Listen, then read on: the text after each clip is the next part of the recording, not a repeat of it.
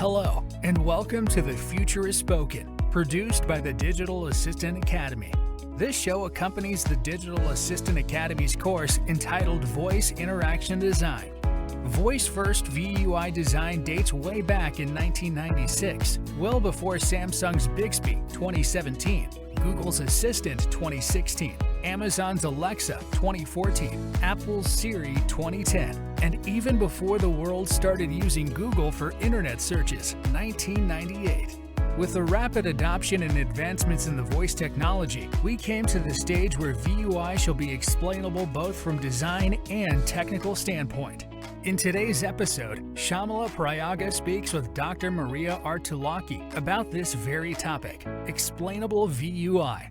Maria is a voice-first veteran and a renowned TEDx speaker, having been designing voice user interfaces, VUIs, since 1996, long before voice assistants, but also before telephone self-service and speech IVRs were mainstream. She got into voice design through a postdoc in spoken dialogue management for speech recognition applications, after having got a PhD and an MSc in NLP and Machine Learning and a BA Honors in Linguistics and English.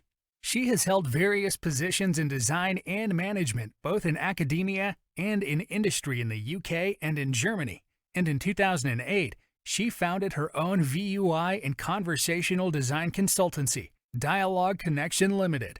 In that time, Maria has provided her VUI design and speech recognition expertise to organizations in Europe, the US, and Asia, including Apple, Samsung, Vodafone, Sky, TalkTalk, EMIRATES NBD, the NHS, and the European Commission.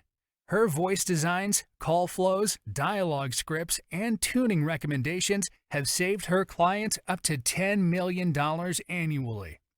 Originally from Greece, Maria has spent the last 30 years between the UK and Germany and has provided multilingual and culturally appropriate voice design services in English, German, French, Italian, Spanish, and Greek. Welcome, Dr. Maria. Very nice to meet you, and many thanks for the invitation. It's our pleasure. I'm so looking forward to the topic today. We are going to talk about explainable VUI. So before we jump into the topic, Dr. Maria, could you tell us a little bit yourself? How did you get into the voice space? Oh, God. So I started off, originally I studied linguistics and English language and literature. I even did a stint as a supply English teacher back in Greece, where I come from. But my dream was, of course, to live and work and study in the UK, given that I studied English.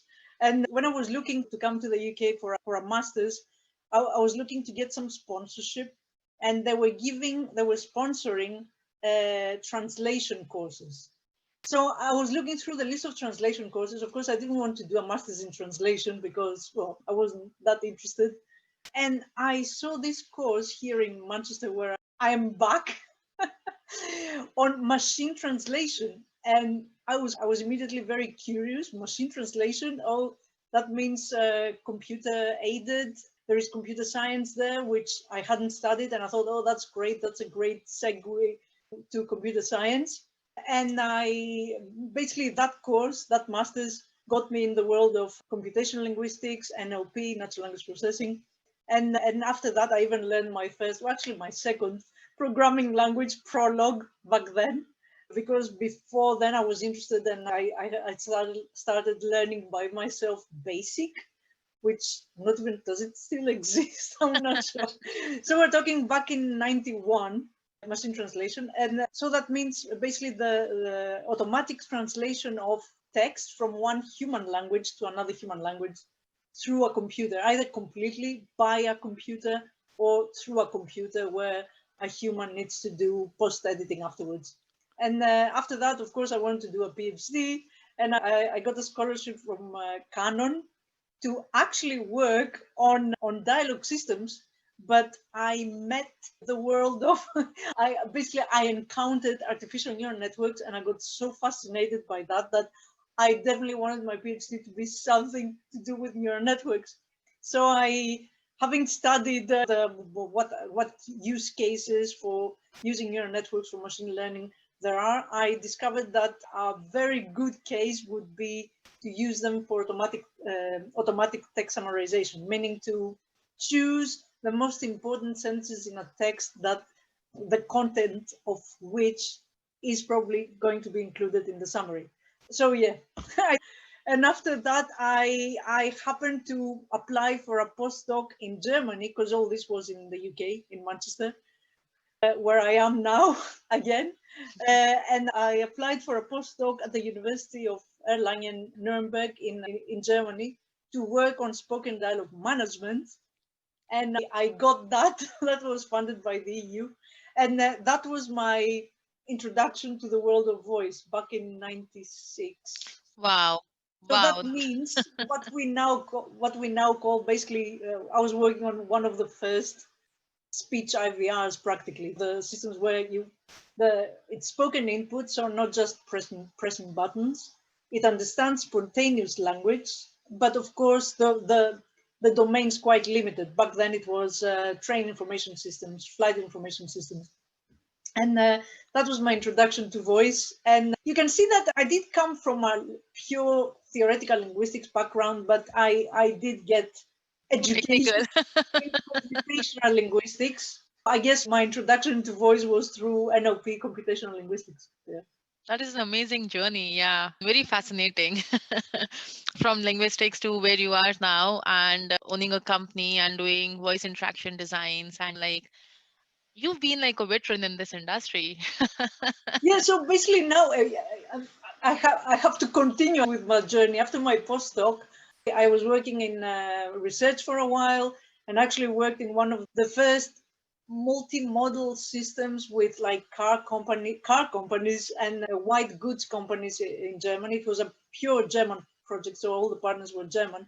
But I collaborated with this huge consortium trying to develop semantic language that will be able to be adapted and taught actually to be universal, so that it can be used by any type of device, like TVs, video recorders back then, VCR recorders, fridges, light switches, curtain, whatever they are, public terminals, and I guess the dashboard in the car as well. And that was back in 97, 98. And 2 years later, I got a very tempting call to join industry, which by then I was very ready for after a decade of studying and being in research and academia. And I joined this startup in Berlin. I was in Germany at the time, in Berlin, called Semantic Edge, which still exists. And they still work on speech IVRs. And but basically back then, the role of a VUI designer, as it had been called for ages until recently, was quite obscure to other people. So usually other people would, when they were asking me, what do you do? And I would tell them, they would either just look at me like, oh, this goes beyond my head or something, say something like that. Or they may have had experience with touchstone systems where you press one for this, press two for that, and maybe robotic voices and whatever. And they tell me, oh, so you designed those horrible systems. I said, not me personally, but yeah, if you want, yes, that's what I do. And then SIRI came along, and suddenly everyone was saying, so that's what you do, yes. So basically, for the past 9 years, I got more people understanding what you do.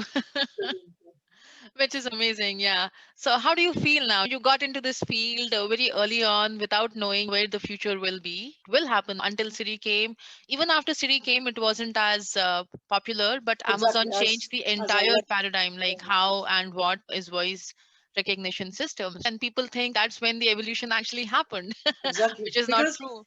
Because up until then, it was only with SIRI and the iPhones that we basically suddenly had a full computer in our pockets. And that's how you could have personalized content and context, and of course processing power and all that came along with that. And then Google Assistant and speech recognition for the masses. And basically it all came after Apple in practice. But in the background, the speech IVRs have been working ticking along, and we've been improving them. And there are very many really good speech IVR systems because they have been worked on by people who are now very famous in the conversation design field, like people that are now top guys and girls at Google or Amazon or Ford. So yeah.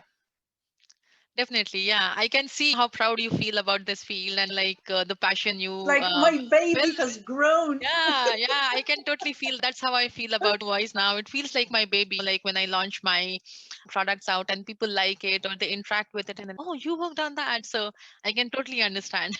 Yeah, one question I had for you was like, I kept hearing you mentioned this quite a few times, explainable VUI. And I Yeah, love the concept itself or the term itself. We talk about explainable AI and we talk about exactly. explainable like design. So the same way you're talking about explainable VUI. Can you Yeah. tell us a little bit more about what is that for you?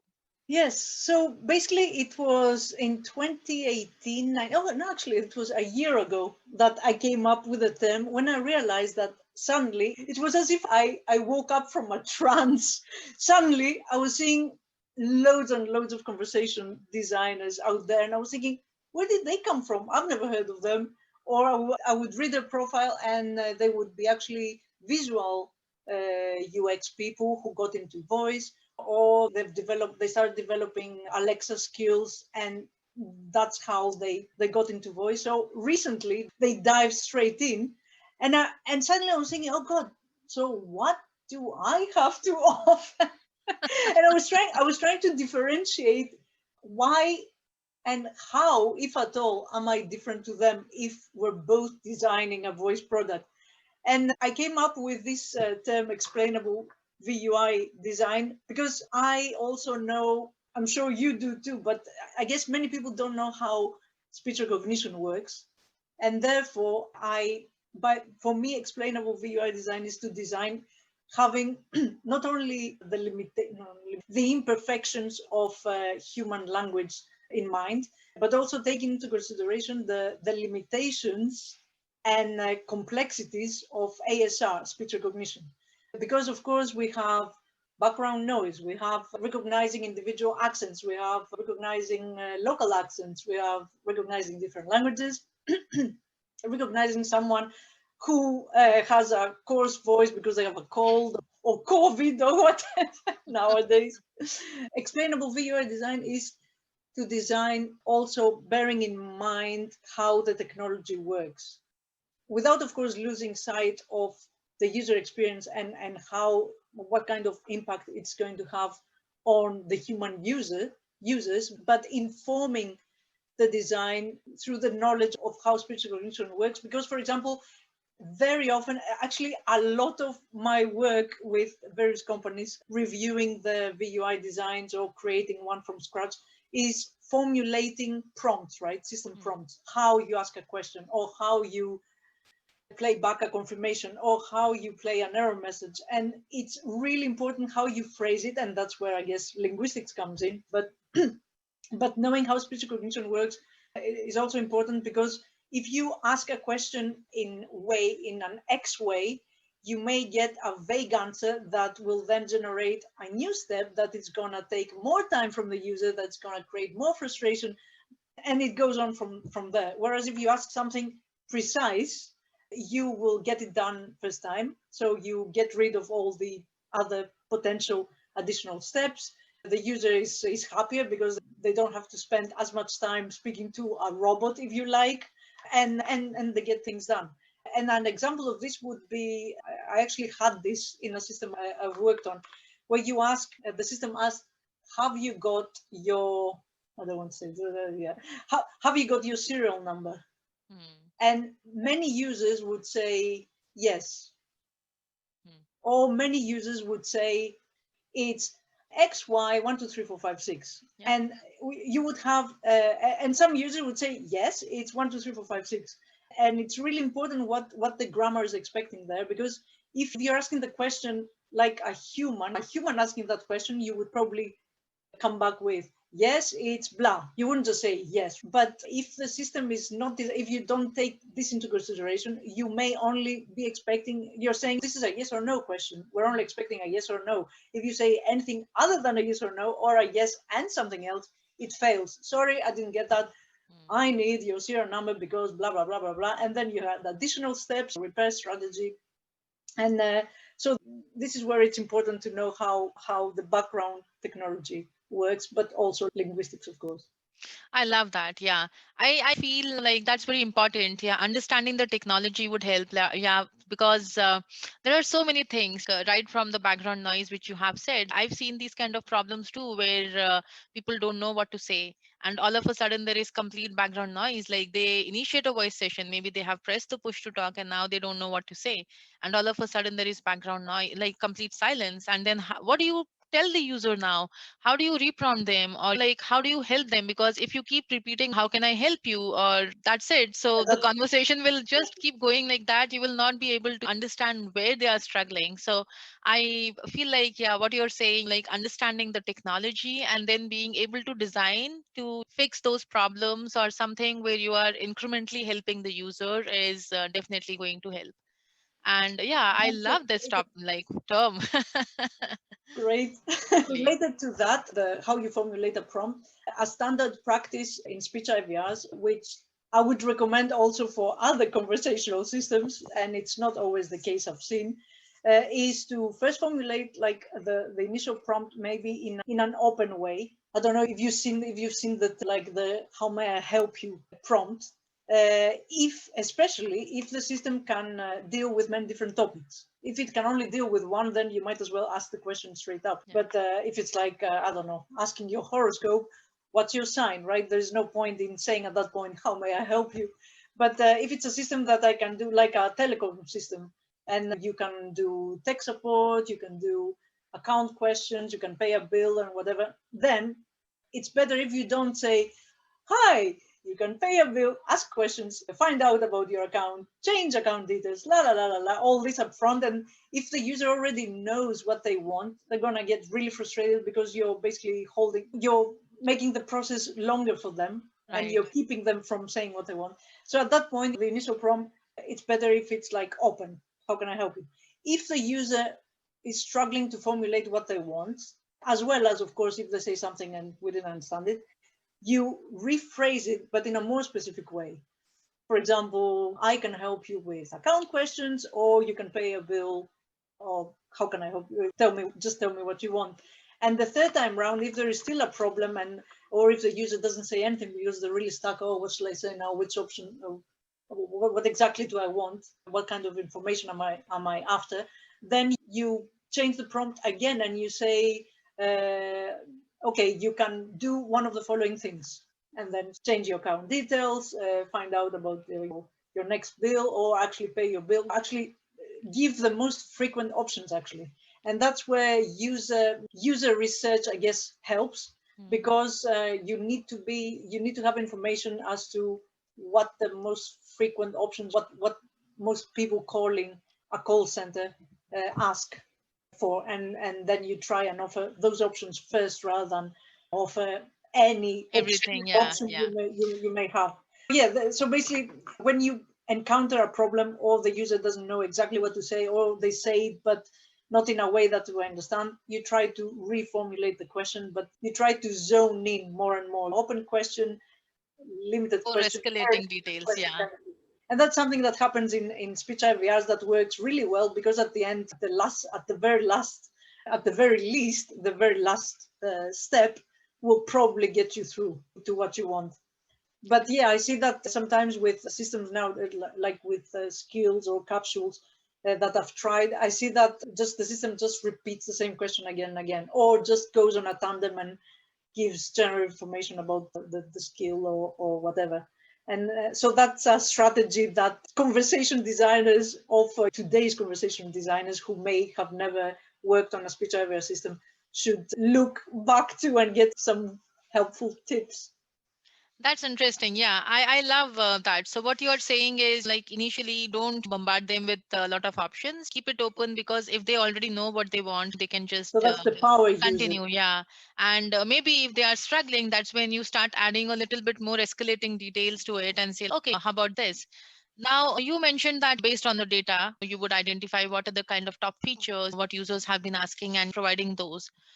How would you then enable discoverability of new features if you keep showing or populating those options? These are the 4 or 5 things the user has been asking, but maybe there are 10 more things the system is capable of doing. But because the user is not aware of this thing, they are not able to use it. So, how do you Right. now try to balance the utility with the discoverability of new features?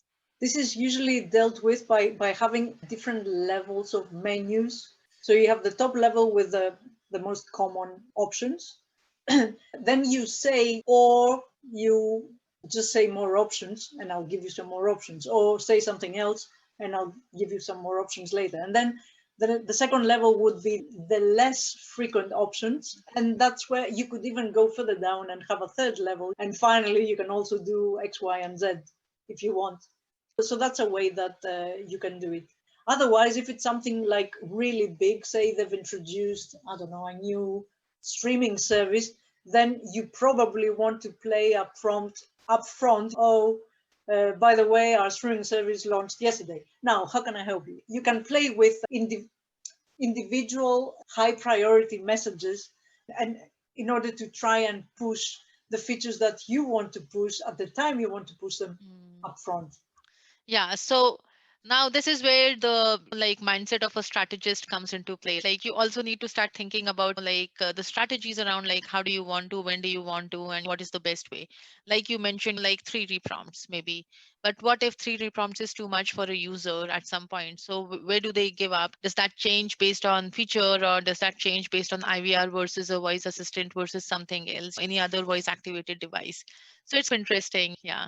Um, uh, that's the whole point about having the initial open question, because I can't remember, I think I saw it in one of your questions where visual design is, how did you put it, the Graphical user interface. graphical user Yeah. interfaces are, do you say linear, whereas with voice interfaces you can just jump straight into what you want. So that's the whole point of having an open prompt. You don't have, for someone who really knows what they won't wait to hear the prompts. They're going to say, I got a wrong bill, and that's enough. They don't have to go into the bill prompt and problems with bill or paying a bill or information about your bill. I've got a problem. And you jump straight in there. So you voice helps the user to basically bypass a whole part of the tree, if you like, if they know what they want. The menus are really there for new users who either don't know, they may be afraid of a system. I've never used one of them before. How does it work? Does it even work? With them, you can present menus. Or if they're really confused and they know they have a problem, but now, okay, how do I specify the problem? Is it a bill problem or an account problem? I'm not sure. And that's where, again, the options, listing the options is helpful. Yeah, definitely. Definitely. What are the additional challenges? Like, since you already brought up, like, GUI is graphical and voice could be so open-ended, and there are so many different ways the user could ask, unless it is an IVR and you are specifically asking the user to say in a specific format. Nowadays, IVRs also are pretty natural Oh, yes, language, free, like they yeah, are yeah, like, okay, freestyle, say spontaneous whatever speech you want. with background noise and everything. Yeah. Everything. So the more we like head towards more natural and natural language, you did mention another thing that if you ask someone for information like what is the serial number or do you have a serial number, the user can say yes, or they can say yes, it is this, or they can give you a lot more information, lot less. For example, if someone asks my son, how are you? He's good. That's it. Right.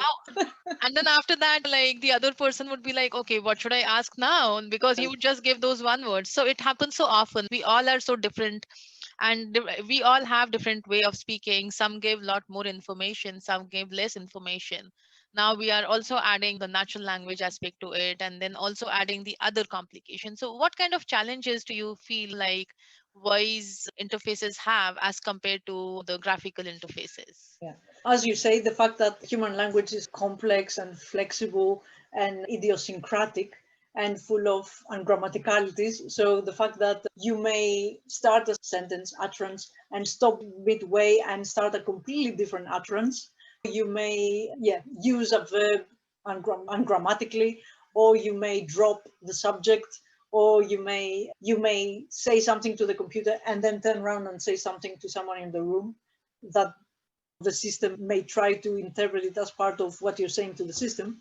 And as well as how you pronounce things, the type of vocabulary you prefer, whether you have you use many different words or simple words, more complex words. And for a long time now, this problem, at least with speech IVRs and obviously also with voice assistants, this problem is being dealt with by basically using statistical language models. So you have a lot of data that you label semantically, and this means that you can already predict that actually, I don't know, 10% of my users are gonna provide the serial number like this. Yes, it's blah, blah, blah. Or I don't know, 20% of my users are only going to say yes at this point, so I need to ask the follow-up question. Okay, please give me your serial number. So you collect, in the case of speech IVRs, the data is collected through recordings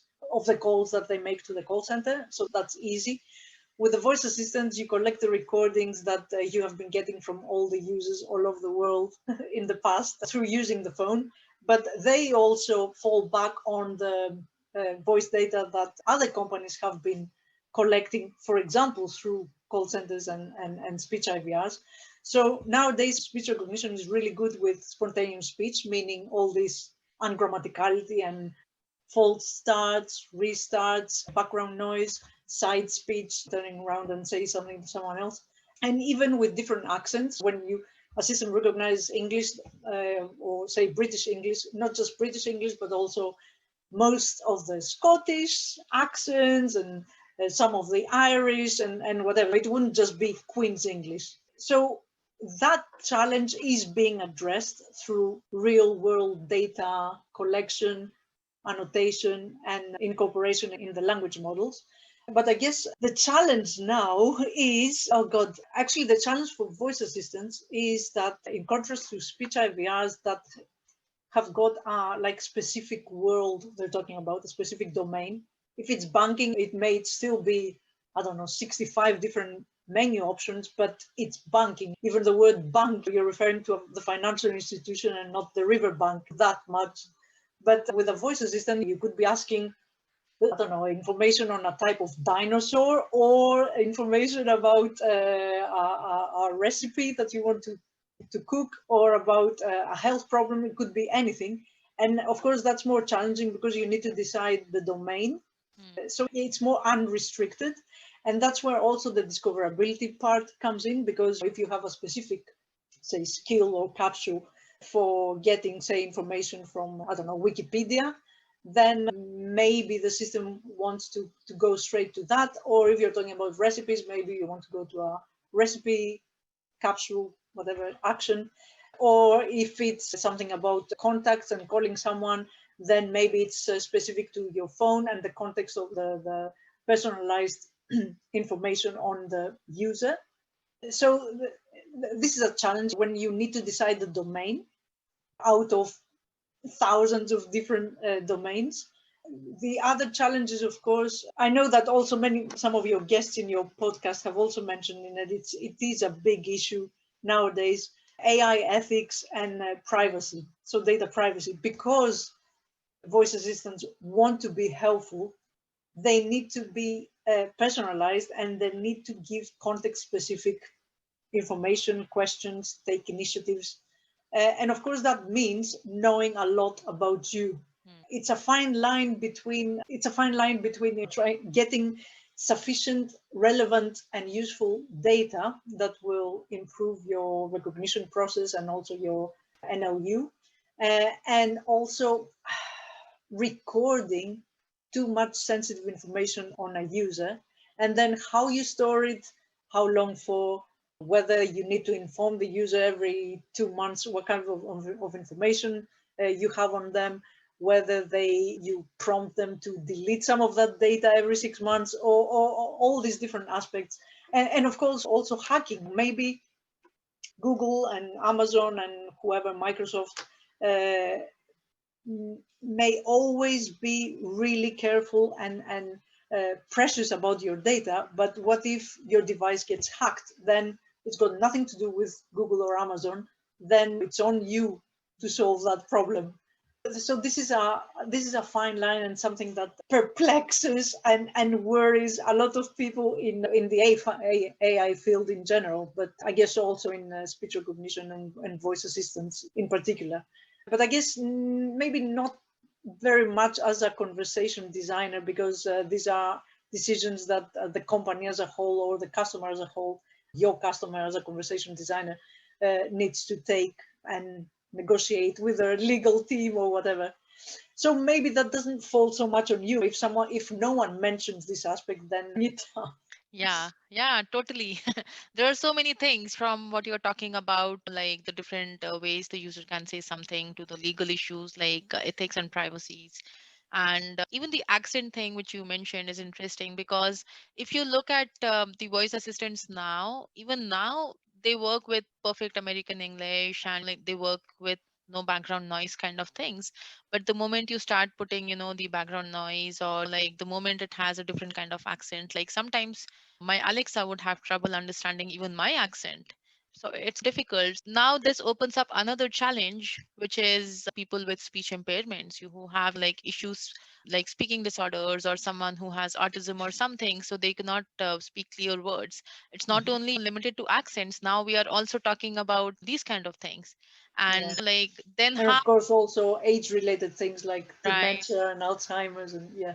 Right. So now, as we start moving into, because voice has become so popular, now everyone wants to use it, and it can enable so many people, it can empower so many people if done. So, where do you think, how can designers learn about these things, or how can designers think about inclusivity in their conversation design? Because when you talk about explainable VUI, it's not just the technology, but it should also do justice to privacy, ethics, and also like the inclusivity, like if I were to Course, rephrase yeah. it. That's exactly it. I mean, by explainable, just like with explainable AI, where you want to be able to have transparency as to how you took a decision. That's exactly what I mean with explainable VUI. So you need to be able to say, for example, sorry, we don't recognize Indian pronunciations of English because we didn't have enough data with Indian speakers. Sorry, we need to collect data. And I guess that's something that if you don't have the data, you need to collect it, you need to buy it. And there are companies that offer large quantities of relevant data for the languages that you want. And so that's one way you can do it. But yeah, as a conversation designer, you definitely need to know your users, and therefore you may need to say, sorry, I need to first listen to a few dozens of hours of real world data with real Indians or Greeks speaking English in order to decide whether I need to formulate that question differently, use a different verb, or whether we need to go back to the speech scientists and adapt our language models. So this brings up another interesting question. So now, like, this is literally saying the shortcomings of the assistant, saying these are things I'm not capable of doing at this point, but I'm learning, versus saying something, sorry, I did not understand what you said. So that's where you are leaning towards. But do you think these big tech companies would actually want to put their shortcomings forefront and say something along these lines? So do you see? So what I'm trying to get to is the challenges a conversational designer would have when they are designing prompts like these, because the company would not want everyone want to portray their best. Yeah, it depends on the context. If you have a way to say, I can't do that yet, but maybe you can help me, why don't you say that sentence 3 times for me? Just like we just our phones, our voice assistants save a model of our voice so that they recognize us better. Maybe we can do the same in individual skills and capsules and etc. But other than that, you really need to have access to real data. This is the challenge now with the voice assistants, whether you can go back and listen to recordings in order to decide how you can modify the design. This is something that you do as a matter of course with speech IVRs. With voice assistant skills, you cannot, because I think you need to go to Amazon or Alexa or Google Assistant and get them to look at the recordings and see what actually happened there and give you feedback, and then you change the design. So I guess this is a challenge now, that with the voice assistants, because the speech recognition belongs to these big companies that have our phones, we, as conversation designers, we don't have access to those real world cases where people actually tried our skills and what they actually said and what the system actually recognized. We only saw that, I don't know, 100 people used it and only 50 reused it or something, but we don't know why, and then we need to figure it out somehow. And that's where I guess you really depend on having focus groups and groups from the market segments or the user segments that you're most interested in or that you're targeting, to see what their reaction is or how they react to a question or how they would formulate an answer to your question, and try to inform your designs that way. This takes more time, and it is based on less data usually. Unless, as I said, you can buy some data. But yeah, this is one of the challenges that you usually don't have with speech IVRs. That's interesting. Yeah. You did mention a lot of times data in your conversation. And so you mentioned data with the analytics or mentioned through research. What I'm hearing is your approach should be data driven. Whatever you're designing, collect as much data and understand from the users what they want, how they want, and then try to cater around those needs. Exactly. In all the systems in pretty much all the systems I've designed, my first point of contact was, apart from the business people who want to tell me what kind of user case they would like to have covered, I've talked to loads of call center agents who actually tell me users call up and they say this, or they swear a lot, or they're usually irritated, or whatever. And apart from having access to recordings between call center agents and real users, you actually have the call center agents who are actually the experts in that domain, because they answer the questions on problems with your bill or whatever. And they can tell you that actually most of the problems with the bill is because blah, blah, the postcodes, whatever, is always, I don't know, conflicts to understand or whatever. Or with speech analytics, you can even find new use cases or problems you didn't even know they existed. Because, for example, I've analyzed thousands of hours of people being in a queue between a speech IVR and, sorry, on hold, whatever, between a speech IVR and speaking to a call center agent, and they either slug off the speech IVR and you say, oh, what are they talking about? Oh, yeah, I said my serial number 5 times, you didn't understand it. Oh, that's interesting. Okay, I need to do something about the serial number recognition, or, oh, this bloody company, they're sending, and then I have an insight for the company that didn't have to do with speech IVR, but with one of the services or whatever. Or then they actually speak with the call center agent and they get frustrated with the call center agent. Wait, I just provided the information to the system. It got me through to you. Why can't you see it on your screen? I've done that so many times, personally. Yeah. So very often, these are actually conscious decisions. So I've actually heard call center agents say, yeah, I can see it on my screen, but I need it from you because I want to make sure you're still the same person you claim you are, or whatever, for security reasons or whatever. And so a lot of the things are really decisions that a company needs to make in advance. But as I said, you can also gain so many insights on things or problems or even opportunities that you hadn't thought of before. So analyzing real world data is my number one go-to, because everything else, you can say what you like. You can say, oh yeah, that sounds fantastic, but how would an actual user take it? It sounds, it's not really upbeat and simple and clear message, but how does it actually work on the person who's going to hear it?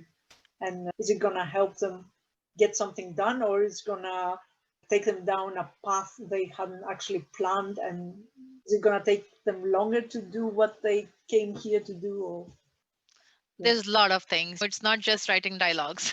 There's a lot of things when it comes to designing voice interactions. Conversational designers not just need to think about the dialogues, but like you mentioned, there are so many other touch points and so many things to consider to design a proper dialogue system. Coming to dialogues, you did mention, I have this catchy phrase here of yours where you say designing dialogue flows for voice or chat is not the same as writing catchy mottos or gripping stories. Could you Yeah. talk a little bit more about that? I love that. I've already touched on this really, because if you use, it's the example with, have you got your serial number?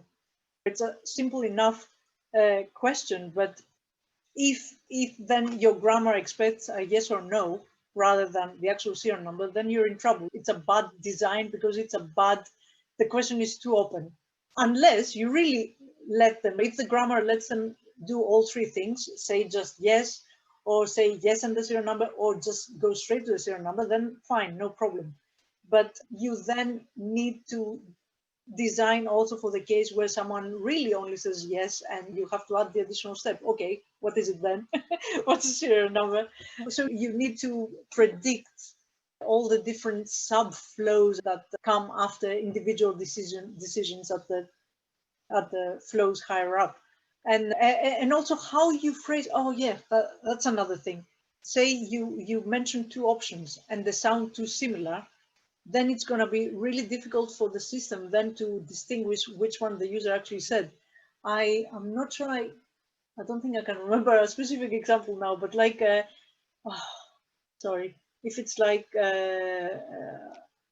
cancel or cancellation. Okay, let's cancel or cancellation. Would you like, is your call about canceling something? Or do you want information on cancellation? And it's just cancel or cancellation. If the user speaks quickly and the cancellation is heard as cancel, then you may be taken down the wrong path, or it may just be too confusing for the users. Now, is my question about the cancellation, or am I trying to cancel because the cancellation actually didn't work? So this is where you really need to be careful how to formulate something, because some options are too similar. Some of the things you can do in a single skill, or let alone in a single speech IVR, may be too similar if you choose the wrong words to describe, like the cancel and cancellation. That's a standard one. I'm glad I remembered it. But yeah, sometimes you have already canceled your account and you say, okay, are you calling to cancel your account, or are you calling about the cancellation you've already done? And if then you say, okay, either say cancel or cancellation, that's bad for speech. Even for human also, right? If you Yeah. and I are talking and you Yeah. spoke in that format, it will be too difficult for me to understand what you are. So yeah, I feel like it has to be more, give more information, be more specific, and don't assume. Yeah, For but sure. also specific, but also try to make things so clear that there is no ambiguity already in the system question. That's what I mean. Right. Yeah. So Yeah. another thing, talking about the prompt. So now we also have another modality, chatbots, where people are able to do the same kind of things, what they are able to do with a customer care agent through an IVR or calling them or using voice assistants, right? Now there is chatbot also. But the biggest difference between chatbot and a voice bot is like one is for the eyes, the other is for the ears. Now talking about voice assistants, they are for the ears, like you may have hands busy and maybe you don't have a screen in front of you in most of the cases, or maybe they were not designed that way. For example, Alexa older generations or Google Assistants older generation, they do not have a screen. So how do you ensure that you're designing for listenability, then readability, especially with those kind of modalities? So for voice, especially if they don't have a screen, you need to make sure, okay, you don't want to talk too much because they may drown in information, and also cognitively, you don't want to create too heavy a cognitive load. Because if you, even in the case of options, listing options, if you, I think 4 is the absolute maximum before you get mind boggled and forget even the original options. But also when you provide information, I ask something, yeah, just tell me about my latest bill or whatever, in the audio modality, you need to provide as succinct information as possible, because yeah, you don't want to create too heavy a cognitive load on the user, but also because they may get bored, they may not be able to hear the whole thing, and they may ask you to repeat it, and that's an extra step again, and you spend more time unnecessarily. Whereas in the case of chatbots, it's the opposite. Because it's visual, you can provide as much information as you want, or, which is more standard, I guess, you just provide a URL and they click and go to the full text of, for example, the privacy terms and conditions or whatever, or how you cancel things. Oh, here's information on how you can cancel things. URL, you click, you find the information. And you don't need to say you can do this, that, and the other, unless you are expecting a specific input from the user. You're asking a specific question. You don't need to say what is already there in the website. And so you have more freedom there, both because you can just, the user can just click to other, to our website, but also because you can arrange to have some information or the same URL sent to their phone as an SMS, sorry, a text, or maybe you can even escalate and get to a chat with a human agent if it's like a very complex thing or a very sensitive thing, reporting that the account holder has died or things like that. Or complaints. Usually with complaints, you want to escalate immediately to a human, and also with, of course, the account holder passing.